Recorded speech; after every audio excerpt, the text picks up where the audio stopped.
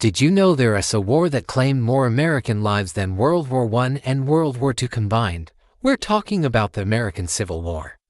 A conflict that tore the nation apart from 1861 to 1865. This wasn't just a war. It was a battle for the very soul of a country, pitting brother against brother. So, how did it all start?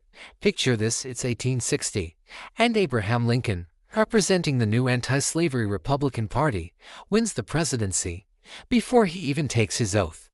The country starts to fracture, alarmed by the prospect of an administration hostile to the institution of slavery. 7 southern states made a bold and drastic move. They declared they were leaving the United States to form their own country, the Confederate States of America, with Jefferson Davis as their president. The federal government, under Lincoln, refused to recognize this secession, viewing it as an illegal rebellion. Tensions were sky-high, and the nation held its breath. The breaking point came on April 12, 1861.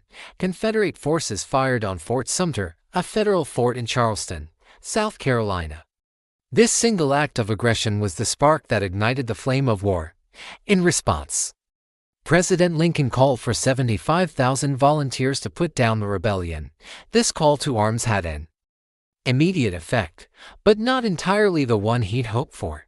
It pushed for more slave-holding states, Virginia, Arkansas, Tennessee, and North Carolina, to join the Confederacy. The battle lines were drawn. The Union, representing the United States, was now at war with the 11 states of the Confederacy. The war raged on for grueling years. Fought in thousands of places, from the farmlands of Pennsylvania to the bayous of Louisiana. It was a conflict of immense scale and unprecedented brutality. Early on, many expected a quick victory, but both sides proved to be resilient and determined.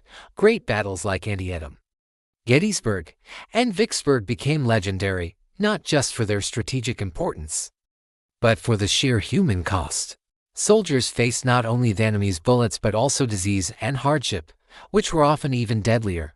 A pivotal moment came on January 1, 1863. President Lincoln issued the Emancipation Proclamation. While it didn't free all enslaved people overnight, it was a monumental declaration.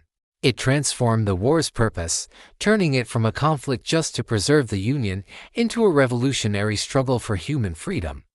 It also allowed African American men to enlist in the Union Army, and nearly 200,000 did, fighting bravely for the very freedom the proclamation promised. Their contribution was crucial to the Union's eventual success.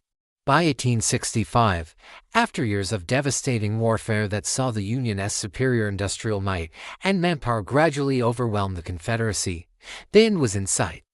Confederate General Robert E. Lee surrendered to Union General Ulysses S. Grant at Appomattox Courthouse in Virginia.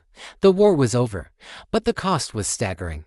An estimated 620,000 soldiers lost their lives, making it the deadliest conflict in American history.